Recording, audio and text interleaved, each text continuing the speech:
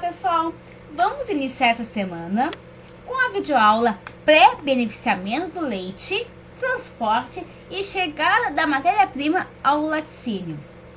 Também vamos abordar nessa videoaula o que é ordenha, a rotina da ordenha e todos os aspectos referentes à higiene na ordenha, desde a sanidade do animal, saúde do ordenhador, sua higiene e também de latões, equipamentos, transporte também e na chegada ao laticínio. Vamos lá? Então vamos iniciar falando então o que é ordenha. Ordenha nada mais é que a retirada do leite da glândula mamária e que pode ser realizado de duas maneiras, a ordenha manual e a ordenha mecânica. Na ordenha manual, a abertura da cisterna da glândula e da teta é fechada pelo estrangulamento da teta entre os dedos indicador e polegar.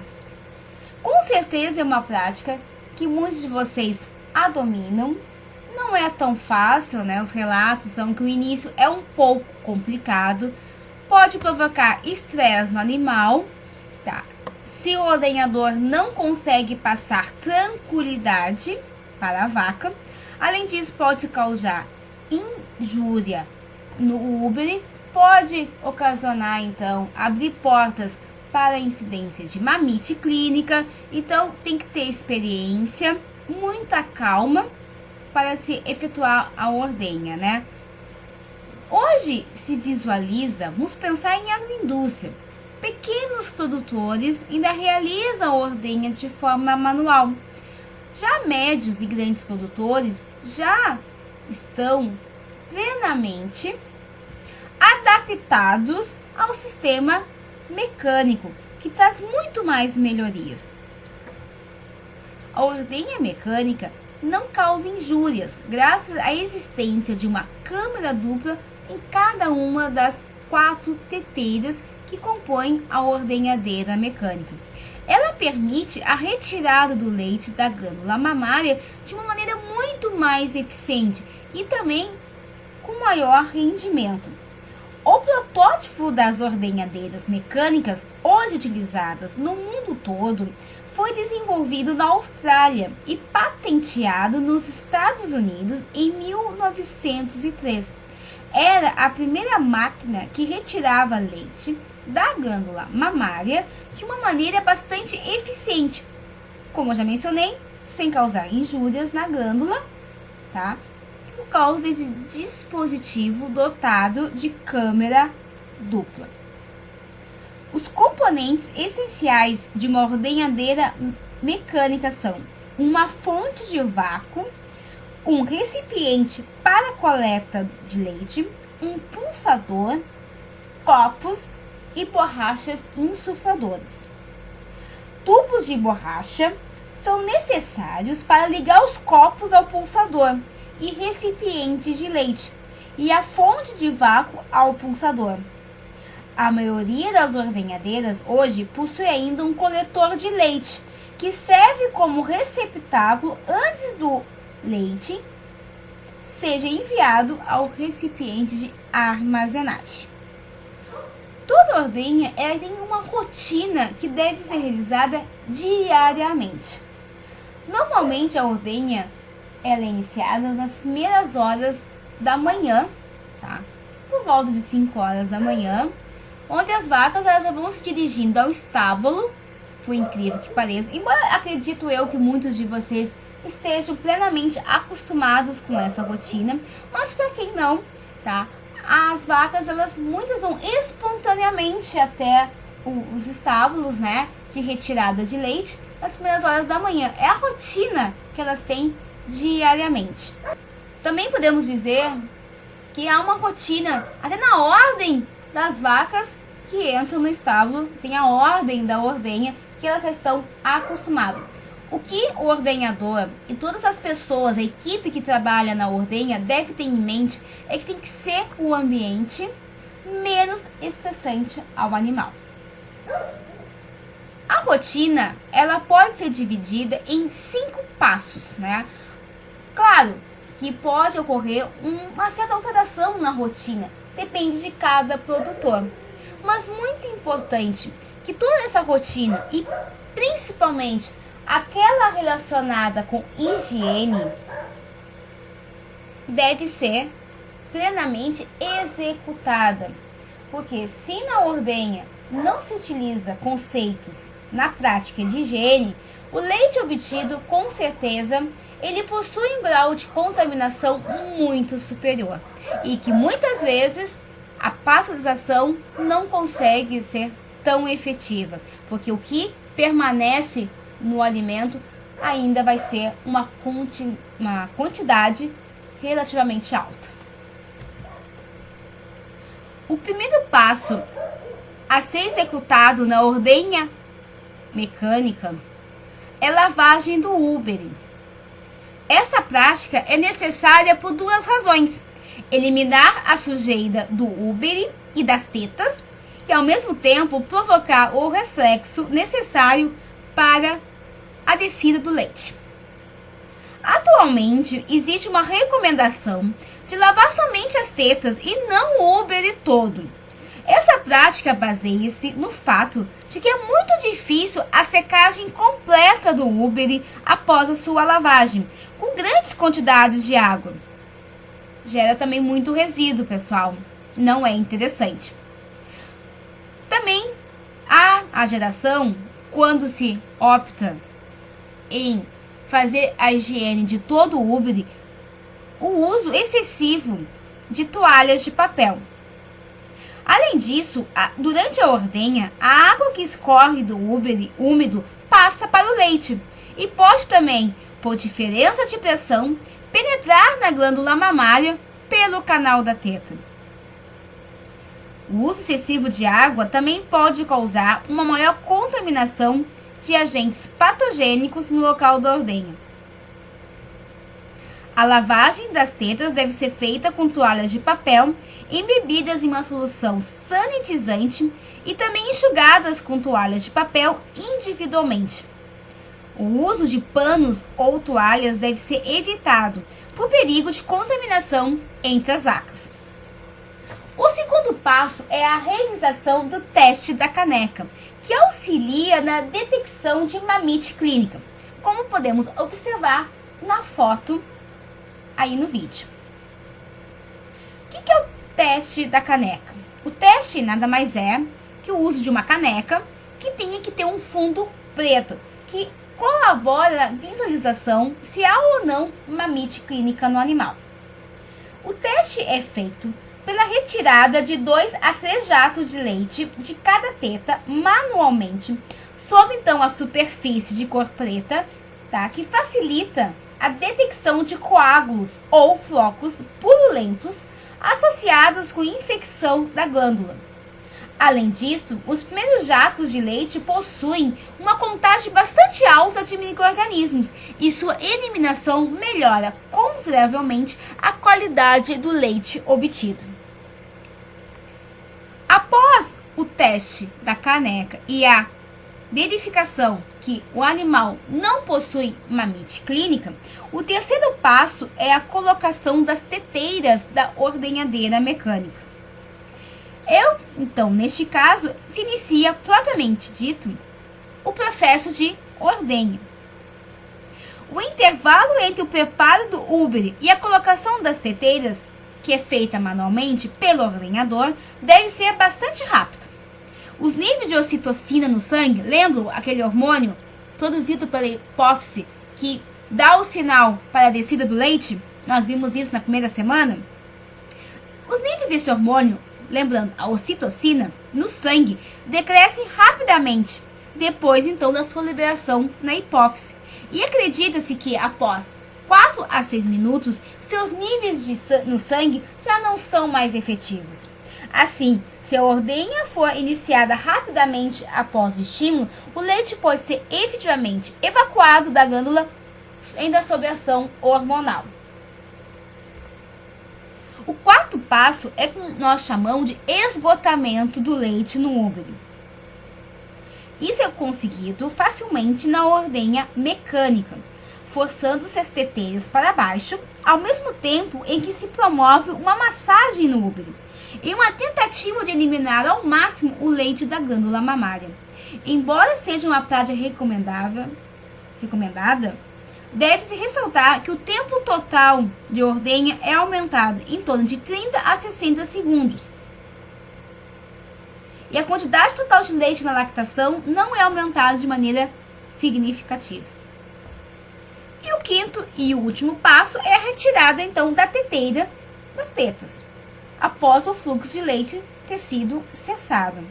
Nunca deve-se deixar umidade no útero por tempo prolongado após o término da ordenha, pois além de causar desconforto para o animal e aumento no tempo de ordenha, a incidência de mamite pode ser aumentada. Então, o que significa? Logo após a ordenha, esse animal tem que ser higienizado e também, paralelamente, o equipamento deve ser higienizado para evitar contaminação de um animal para outro. Agora vamos conversar sobre higiene na ordenha. Já falar de diversos aspectos, como eu já mencionei no início desse vídeo, tá? Falando então da importância da higiene na obtenção de um alimento seguro. Sempre lembrando, quanto maior a contaminação microbiológica no leite, não há processo de pasteurização que faça milagre. No que, lembrando, nós vamos ver com maior riqueza de detalhes na próxima semana.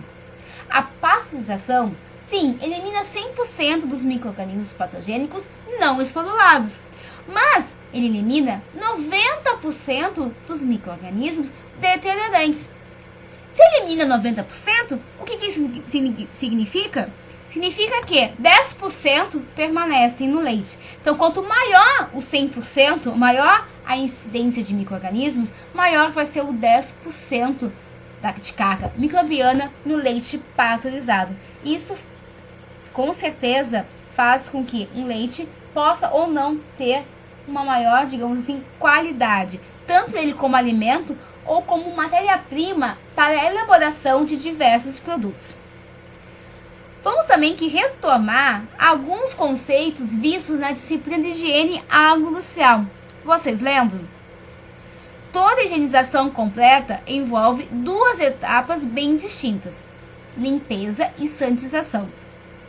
A limpeza, vamos relembrar, compreende a remoção de sujidade dos equipamentos, tetas das vacas e das mãos dos ordenhadores. É a remoção daquilo que nós conseguimos visualizar, matéria orgânica. Já a sanitização elimina o que nós não conseguimos visualizar, que são os micro-organismos, né? Os grandes vilões, digamos assim, da tecnologia de leite e derivados. Os principais fatores de controle de qualidade na ordenha consistem em estado de saúde do animal, higienização do estábulo, higienização do ordenhador, higienização dos equipamentos e utensílios da ordenha, tipos de ordenha, manipulação do leite, condições de armazenamento, água utilizada no estábulo, condições de transporte e condições de saúde do ordenhador. Antes de falarmos de alguns aspectos aqui, a gente deve reforçar que não adianta a higienização ser executada da melhor forma possível se a água utilizada durante esses processos de limpeza e sanitização ela não for uma água potável. Lembra desses conceitos de higiene? Água potável é aquela água que deve existir em quantidade suficiente para atender ao trabalho diário de limpeza e sanitização dos animais, equipamentos e instalações, além dos ordenhadores, né? Falando em ordenhador, ele é primordial para a garantia da qualidade do leite a ser obtido. Também podemos dizer que a água potável é livre de micro-organismos a níveis seguros, lógico, matéria orgânica e outras sujidades. A qualidade ela deve ser comprovada em laboratórios credenciados e todos os reservatórios devem ser providos de tampa e isolados. As etapas de limpeza e sanitização devem ser realizadas criteriosamente. Quanto mais tempo demorar os processos de higienização, mais difícil será a remoção de restos de leite. O leite, pessoal, abrindo aqui um parênteses, digamos assim, ele é um tipo de matéria-prima rica em proteína e gordura que são mais difíceis de serem removidas. Por isso que o uso de detergentes, né, os grandes agentes que removem a matéria orgânica, normalmente são agentes mais fortes, comparado com resíduos de outras tecnologias. O que podemos falar de características de um bom ordenhador? O comportamento do ordenhador durante a ordenha exerce significativa influência na produção de leite das vacas. Além disso, o ordenhador ele tem um controle total externo. É ele que vai evitar que qualquer agente externo possa vir a contaminar o leite. Por isso que tem esse grande poder e ele é primordial para a garantia da qualidade do leite obtido. Também é necessário um bom entrosamento entre o ordenhador e as vacas. Ele deve ser cauteloso no manejo com os animais e realizar a mesma rotina durante as ordenhas. Ele deve adotar procedimentos importantes, tais como bons hábitos de higiene, uso de roupa limpa, poda de borracha, cabelos e unhas cortadas, lavar as mãos, higienizá-las antes de iniciar a ordenha e sempre que sujá-las, e apresentar um bom nível de conhecimento técnico. Já a sala de ordenha deve ser um local tranquilo, como a gente pode ver nessa foto aqui no vídeo, além de tranquilo, limpo, que ofereça confortos aos animais. Latões, detergentes, soluções sanitizantes, papel toalhas, canecas teladas de fundo preto, frascos para imersão de tetas e escovas devem estar na sala de ordenha e disponíveis ao uso, mas de forma organizada. Já os latões e utensílios, como a gente pode ver aqui um exemplo de higienização das teteiras da ordenhadeira mecânica, eles devem ser feitos. Aqui uma recomendação. Por exemplo, com o uso de água morna em torno de 45 graus Celsius, que facilita a remoção das sujidades, principalmente da gordura. Pode, por exemplo, utilizar um detergente alcalino clorado, na dosagem recomendada pelo fabricante do produto, promovendo uma esfregação completa em toda a superfície interna, enxaguando-se com água limpa no mínimo 3 vezes. Também se pode utilizar um detergente ácido diluído em água a uma temperatura de 60 graus Celsius, enxaguando-se bem em seguida. Aí nós temos que recordar aqueles conceitos: detergente alcalino versus detergente ácido. Lembrando, detergente alcalino remove matéria orgânica. Detergente ácido remove matéria inorgânica, as incrustações minerais. O uso de detergentes alcalinos, normalmente eles são diários, conforme os planos de higienização. Já os detergentes ácidos não é o uso obrigatório diário, mas ele tem que ter uma certa frequência para evitar que as incrustações promovam entupimento nos equipamentos. Lembrando que na ordenha mecânica, obtenção do leite, tanques de armazenamento, e depois nós vamos ver o pré-beneficiamento e transferência para o carro-tanque. E quando o carro-tanque chega no laticínio até a elaboração do produto final, toda a cadeia, o transporte de leite é feito por tubulações. E qualquer entupimento, obstrução, isso aí é uma dor de cabeça. Por que eu estou dizendo isso? Porque tem que parar o processo, desmontar o equipamento para descobrir onde é que está o problema. Então, o uso de detergente ácido na tecnologia de leite derivados é essencial e deve sim ser efetuado de maneira frequente. No caso dos latões, após limpos e sanitizados, devem ser emborcados em estrados próprios para facilitar a secagem. Nunca ter contato diretamente com o piso. Todos os utensílios, após limpos e sanitizados, devem ser colocados em locais secos e arejados, livres de insetos, para favorecer a secagem. O que nós podemos falar da ordenhadeira? Todos os dias, antes e após o uso deste equipamento, ele deve ser limpo e sanitizado. Antes da ordenha, deve-se circular, por exemplo, uma solução clorada diluída por 10 minutos. Tá? Isso aqui é um exemplo de um plano de higienização. Claro que há outros planos que também são efetivos. A solução deve ser completamente drenada e a água não poderá ser reutilizada. Após a passagem dessa solução, deve-se esperar 30 minutos para o início da operação de retirada do leite. Todos os dias, após a ordenhadeira deverá ser enxaguada com água morna, como a gente está verificando aqui na foto. Essa água em torno de 35 a 45 graus Celsius durante 5 minutos sem recircular a água. Após esse enxágue, deve-se passar soluções detergentes alcalinas e ácidas para a completa remoção de material orgânico e mineral. O enxágue posterior é utilizado com água a temperatura ambiente por 5 minutos. Na ordenha, as vacas devem ser manejadas com calma, o que já foi dito. O horário e ordem de entrada na sala de ordenha deverão ser sempre os mesmos, todos os dias. Os animais têm essa rotina, nós temos que respeitá-la. Após preparar a vaca, os primeiros jatos devem ser descartados no teste de caneca.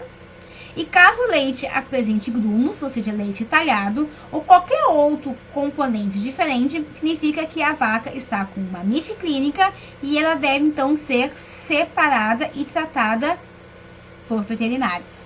Depois do teste da caneca, deve-se então realizar a higienização do útero e das tetas.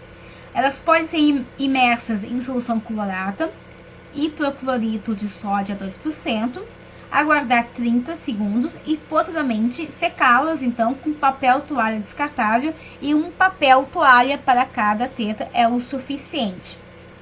Logo após a retirada das teteiras no animal, no término da ordenha, o canal da teta pode levar até 2 horas para fechamento completo do canal de escoamento do leite.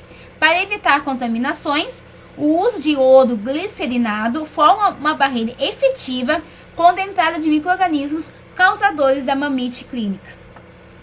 Após a ordenha, ou seja, a obtenção do leite, ele deve então ser mantido na granja, em cântaras ou em tanques refrigerados, até ser transportados aos centros de coleta, centrais leiteiras ou o laticínio propriamente dito, onde ele vai ser então beneficiado. Nas regiões produtivas de clima temperado ou frio, o leite normalmente é coletado uma vez por dia e costuma-se resfriá-lo com água à temperatura mais baixa possível, o que depende do método de resfriamento utilizado e da temperatura de água disponível. Vamos ver que normalmente são 2 tipos de métodos mais empregados nas propriedades rurais. Isso é importante, mesmo que o produtor pratique o máximo de higiene possível no processo de ordenha, sempre vai ocorrer alguma contaminação. Por isso, então, que o leite deve ser pré-beneficiado. Nunca esqueça, pré-beneficiamento do leite igual refrigeração do leite. Então, o leite ele é mantido desde a sua obtenção sob uma cadeia de frio até a chegada do transporte, que levará até o laticínio. Geralmente, o leite deve ser refrigerado no intervalo de 1 ou 2 horas após a ordenha, no máximo, numa temperatura inferior a 8 graus Celsius, se a coleta acontecer diariamente. Quando ocorrer no intervalo de 48 horas, ou seja, a cada 2 dias, a ida do transporte para buscar esse leite, essa matéria-prima, recomenda-se o uso de temperaturas compreendidas de 2 a 5 graus Celsius. Muito importante, o pré-beneficiamento, ou seja, os métodos de refrigeração, não eliminam os micro-organismos já presentes no leite, pois a sua utilização não pode prescindir de um bom manejo perfeito antes, durante e depois da ordenha. Todavia, o que faz o processo de refrigeração? Já conversamos sobre isso. Usa o princípio do uso do frio, que acaba por diminuir, retardar a velocidade de desenvolvimento dos micro-organismos e também de reações enzimáticas. Isso faz com que aquela população, aquele número de células viáveis de micro-organismos presentes no leite permaneçam estáveis. Outros aspectos importantes do pré-beneficiamento. Quando o leite de uma ordenha for misturado ao leite que já se encontra em resfriamento, no caso, quando se faz a coleta a cada 48 horas, então leite de 2 ordenhas vão ser misturados. Essa temperatura, após a mistura do leite dessas 2 ordenhas, não pode ultrapassar 10 graus Celsius. E, em um prazo máximo de 2 horas, retomar a temperatura inicial de 4 graus Celsius. Os métodos de refrigeração mais utilizados são o de imersão e os de expansão. Quando se opta pelo uso de tanque de imersão, nada mais é que o uso de tanques contendo um meio refrigerante líquido, onde são colocados tarros com leite, como mostra a figura. Este processo ocorre basicamente na fonte produtora. E este método permite manter a qualidade do leite de um dia para outro, desde que a água do resfriamento esteja abaixo dos 8 graus Celsius, e que ocorra periodicamente uma agitação no interior dos tarros, para evitar que ocorra aquecimento, ou seja, suba de temperatura em algum ponto específico no interior do tarro. Médios e grandes produtores já estão investindo no uso de tanques de expansão de parede dupla, que são muito mais eficientes na manutenção de temperatura. O equipamento é constituído de aço inoxidável com parede dupla, onde ocorre a expansão de uma substância refrigerante. Esse tanque possui isolamento em poliuretano, que conserva melhor a matéria-prima sob baixas temperaturas, agitador para homogeneização, termômetro e saída com válvula. O uso da refrigeração no pré-beneficiamento ainda na propriedade rural tem inúmeras vantagens. Dentre elas, permite um armazenamento do leite na propriedade por um período de 2 a 3 dias. A gente sabe que pode inconvenientes acontecer, pode, por exemplo, o caminhão que faz a coleta sofrer algum acidente, né, ou ele estragar no meio do caminho, e naquele dia não vai ser coletado o meu leite. E o que eu vou fazer? Então, manter essa cadeia de frio faz com que o leite mantenha a sua qualidade também microbiológica nos melhores níveis possíveis. Proporciona economia de transporte, tempo e mão de obra. Contribui com a formação de centros coletores pós-refrigeração em regiões de pequenos produtores, né, fomentando a economia de uma dada região. Também possibilita a produção de leite com maior qualidade e com menor custo e com menores perdas, principalmente. Porém, pessoal, a gente sabe que na prática nem sempre o uso das tecnologias de pré-beneficiamento são utilizados de forma correta. Eu tenho certeza que todos vocês têm inúmeros casos, né? Claro, nós estamos falando aqui a maneira mais correta e o que preconiza a legislação brasileira. Em relação à coleta pelo sistema granel, uso de caminhões isotérmicos, né? Como demonstra a foto, são os caminhões mais utilizados no nosso país. São caminhões equipados com 3 cisternas, 3 tanques isotérmicos que recolhem o leite produzido em diversas granjas e mantém, então, da melhor maneira possível, a temperatura do alimento.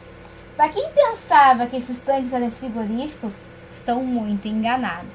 Não há o uso de caminhões frigoríficos, porque o custo também é muito alto. E como o leite já está refrigerado, o uso desses tanques isotérmicos mantém a temperatura até a chegada, então, no laticínio.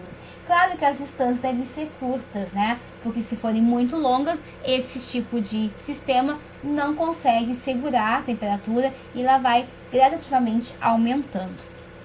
É muito importante os laticínios que venham aderir a esse tipo de coleta, se realmente deseja obter uma matéria-prima de elevada qualidade e a mantenha, né, também essa qualidade, ela deve considerar possuir uma ampla sala de leite com boa iluminação e ventilação, possuir tanques de estocagem afastados de paredes, facilitando a limpeza e sanitização, possui janelas basculantes providas de telas, Possui piso impermeável e paredes revestidas de azulejos até 1,5 m de pé direito. Possui pia para limpeza do material e de amostras. Possui uma refrigeração eficiente, no sentido de que nas 2 primeiras horas depois da ordenha ocorra a diminuição da temperatura para 4 graus Celsius em média. Coletas nos intervalos de 48 em 48 horas, no mínimo. E as condições de transporte. Não pode acontecer transporte nas seções do carro-tanque isotérmico. Leite refrigerado por leite mantido em tarros. Ok, pessoal, isso na teoria. A gente sabe, infelizmente, que na prática já escutei vários relatos diferentes disso. Não transportar nos compartimentos do carro leite com alta carga microbiana com leite de ótima qualidade. Isso na teoria é muito bonito, mas a pessoa que faz o transporte, o motorista, no máximo ele faz um teste alizarol, que é um teste rápido, onde se mistura 2 ml de leite com 2 ml de reagente de alizarol, tá? E esse reagente ele provoca uma cor de acordo com os componentes presentes no leite. Se está mais para tons de amarelo, o leite está ácido, já está com alta proliferação de micro-organismos. Se está mais violeta, é sinal que o leite foi oriundo de uma vaca com mamite clínica, não deveria ter sido coletado este leite. Também tem que ocorrer a higiene correta nos compartimentos do carro-tanque de um dia para outro e evitar o transporte por um período de tempo muito longo. Se recomenda que os trajetos não sejam superiores a 3 horas, até o laticínio ou a central leiteira. As tubulações e ou mangueiras do carro-tanque devem ser sempre higienizadas após a limpeza e sanitização de cada um dos compartimentos, e também não deve se coletar leite com temperaturas acima de 5 graus Celsius. Isso, como eu comentei na teoria, é muito bonito, mas a gente sabe, né? Infelizmente, no nosso país não se cumpre exatamente o que preconiza a legislação. Aqui, como eu comentei do teste de alizarol, tá?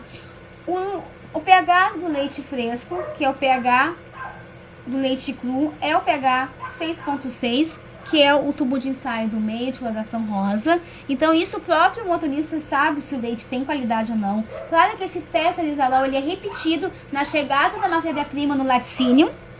Mais para o violeta, mamite clínica. Mais para o amarelo, aí alta proliferação de micro-organismos. É um leite com alta acidez, oriundo então de uma fermentação descontrolada. Se faz então rotineiramente para cada tanque de cada caminhão uma série de análises, dentre elas densidade, acidez, gordura, crioscopia, status seco total e desengordurado e o alizarol, tá? Se há um produtor com algum problema, já que se paga o leite por qualidade, o que se faz? Sabe-se no tanque 1 do carro 5, por exemplo, quais são os fornecedores. Se deu algum problema, pesquisa de antibiótico, mamite clínica, alguma fraude, o que se faz? Se investiga esses 10 fornecedores até chegar o fornecedor que está apresentando algum problema. E aí cada empresa tem as suas penalidades, as suas advertências, a maneira de como, se ele vai voltar ou não a fornecer e assim por diante. A análise de densidade, ela é uma prova muito importante, fácil de ser executada, tá? E ela tem como finalidade verificar a integridade do leite, se teve adição de água ou se teve desnate. É proibido o desnate na propriedade rural, ainda mais porque em muitos locais se faz o pagamento por teor de gordura aos fornecedores. Então, fraude no leite, como a gente já viu no ano passado, uma simples análise de densidade já poderíamos então detectar se houve adição intencional ou não. Tem a determinação de acidez, que ela avalia o grau de qualidade do leite, julgando o estado de conservação do leite. Quanto maior a acidez, maior a concentração de ácido lático, oriundo da onde? De fermentação por micro-organismos presentes no leite. A análise de gordura que é o componente de maior valor do leite, como eu já mencionei. E a determinação de gordura tem como objetivos determinar a integridade do leite, permitir a padronização desse leite conforme o seu destino industrial. Lembrando, né, que o leite integral que nós utilizamos aqui, consumimos, é um leite padronizado. Normalmente as raças de gado leiteiro, o conteúdo de leite é acima dos 3%, se padroniza com 3%, e se esse desnate feito no laticínio, essa gordura é utilizada para elaboração de diversos derivados, como nata, creme de leite e manteiga. Também determina o rendimento industrial e também ele é um fator que proporciona a seleção de rebanhos. A laticoscopia também é muito utilizada para detectar fraude no leite pela adição de água, tá? Que tem envolvimento com o ponto de congelamento do leite. Então, quanto maior é a quantidade de água, mais próximo de 0 graus é o ponto de congelamento desse leite. E 0 graus, lembrando, né, é o ponto de congelamento da água pura. Determinação de status seco, total e desengordurado, também dá para verificar os níveis, né, de gordura e de água presentes na minha amostra. E o Alisanol, como já comentei, é um teste rápido, né, que permite, né, que se faça, então, a detecção, como é que está a conservação desse leite, e pode ser, inclusive, pelo motorista, eles são treinados para realizar esse tipo de análise.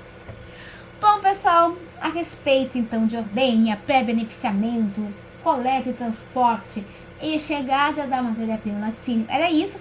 Eu espero que vocês estejam gostando das nossas videoaulas e até o nosso próximo encontro. Até mais!